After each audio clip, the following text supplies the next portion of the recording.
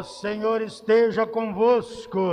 Ele está no meio de nós. Proclamação do Evangelho de Jesus Cristo, escrito por São Lucas. Glória a vós, Senhor.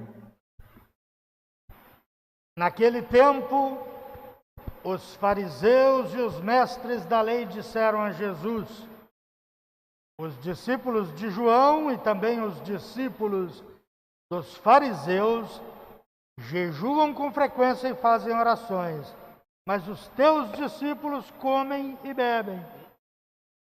Jesus lhes disse: os convidados de um casamento podem fazer jejum enquanto o noivo está com eles?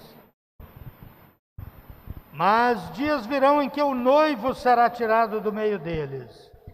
Então, naqueles dias, eles jejuarão. Jesus contou-lhes ainda uma parábola.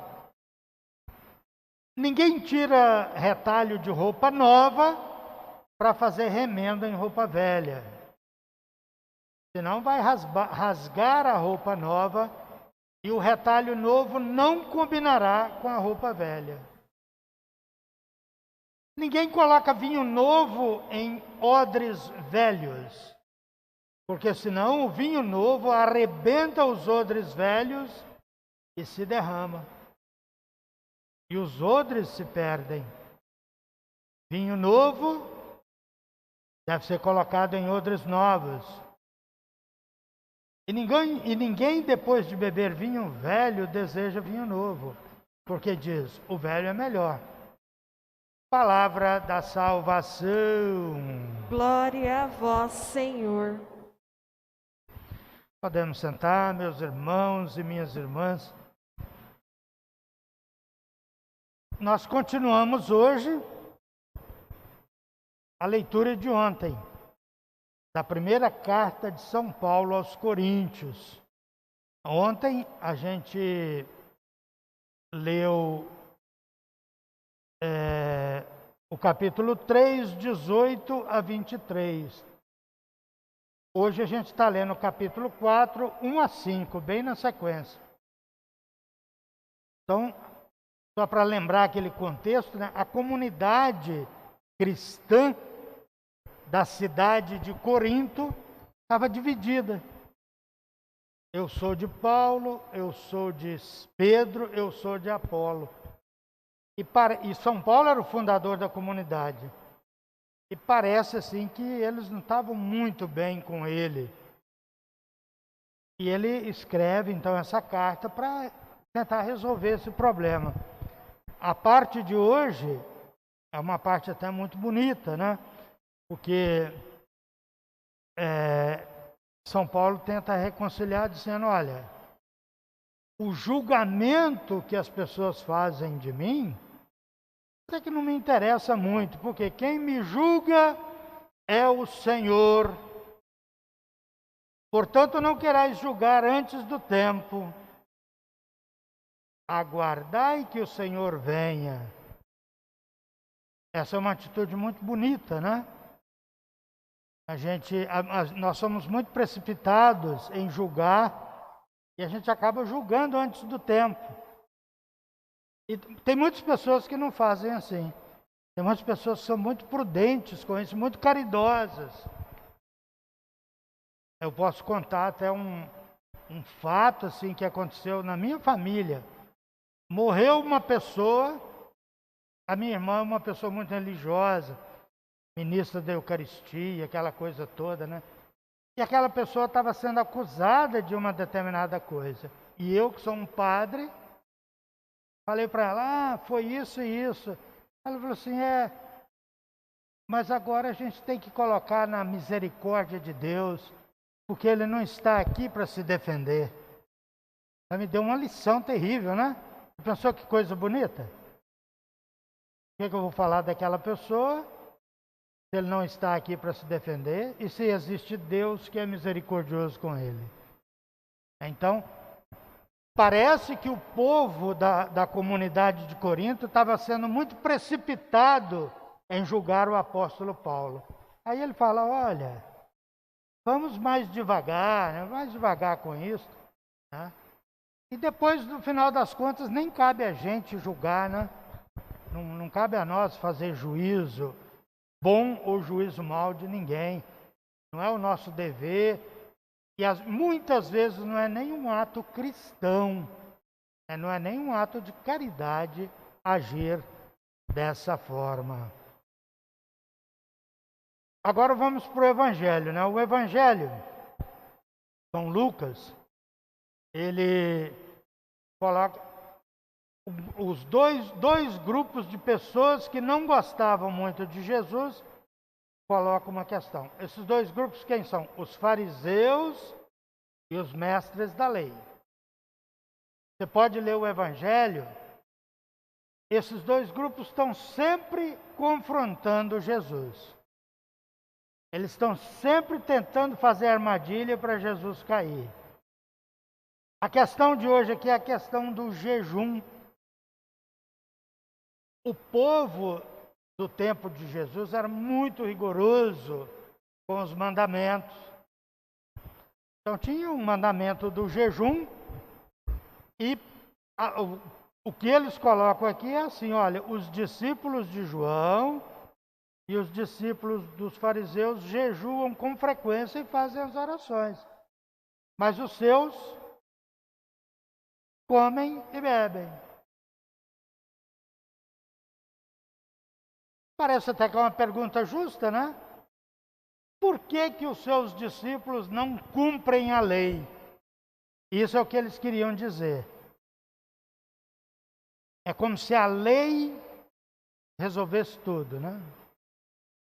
E Jesus entra com uma história que talvez a gente não entenda bem, que é essa história de casamento. Os convidados de um casamento podem fazer jejum enquanto o noivo está com eles? Eles fizeram uma pergunta, Jesus responde com outra pergunta. Aí você podia perguntar, mas por que festa de casamento? Todos nós aqui já fomos em festa de casamento, né? A gente chega lá, tem aquele banquete, né? 20, 30 qualidades de comida. Você vai lá e fala assim, não, obrigado, eu estou jejuando. De jeito nenhum, né? Eu acho que a gente fala assim, eu vou ficar uns 3 dias sem comer, para eu chegar lá e lavar a cara, né? Comer bastante mesmo. Então, porque não é a hora de fazer jejum.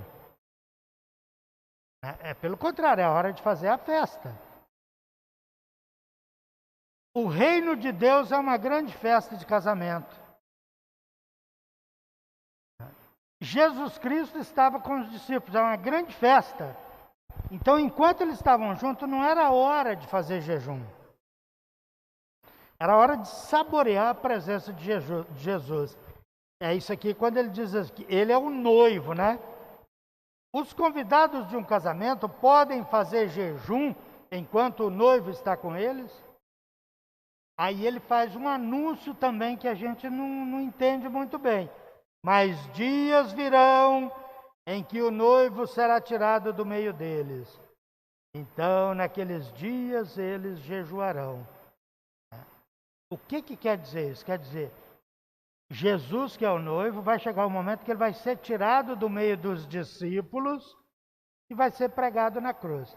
Aí é tempo de sofrimento. Não é tempo de alegria. Aí é tempo de jejum. Quando que a gente jejua? A gente jejua na quaresma. Mais do que nos outros dias. A quaresma é um tempo triste. É um tempo de penitência. Então, a alegria da presença de Jesus não é tempo de jejum. É tempo de saborear a presença de Jesus.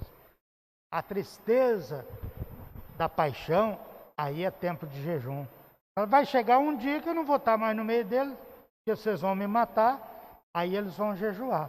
Eles vão jejuar de Jesus Cristo, né? É bacana esse texto, muito bonito, né? Aí depois ele conta essa história de velho e novo. Jesus, o noivo, é o novo. Os fariseus e os mestres da lei é o velho. Então, a relação novo e velho.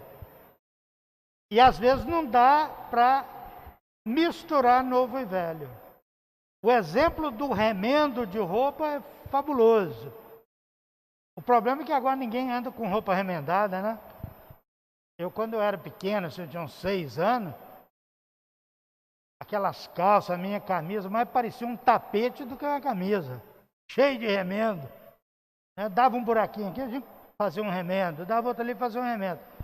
Agora, você já pensou, se você fizer um remendo, a roupa velha, ela já está fraquinha, né? Meio podre. Se você botar um negócio novinho, vai rasgar mais.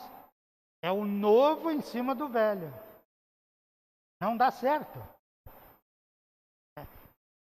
Fariseus e mestres da lei, velho, não dava muito certo com Jesus, o noivo novo. É por isso que ele faz essa história de remendo novo, roupa velha, vinho novo, odres velhos. O vinho novo estoura os odres, porque os odres eram feitos de couro. Não era igual garrafa que a gente faz hoje, era de couro. Era um barril de couro. E o vinho novo fermenta, estourava aquilo, né? Então é muito difícil essa mistura do novo e do velho. Jesus é o novo que veio. Aqueles velhos do Antigo Testamento, que eram os fariseus, os mestres da lei, tinham muita dificuldade de aceitar o novo, de aceitar Jesus Cristo. Então daí toda essa história que aparece no Evangelho de hoje. E Jesus, gente, continua sendo sempre vinho novo. Jesus continua sendo sempre a novidade, né, no nosso meio. Jesus nunca fica velho. A mensagem de Jesus é sempre nova para todos nós. E é essa mensagem que nós tentamos colocar na nossa vida de cada dia, tentamos viver e testemunhar. Em nome do Pai, e do Filho, e do Espírito Santo. Amém.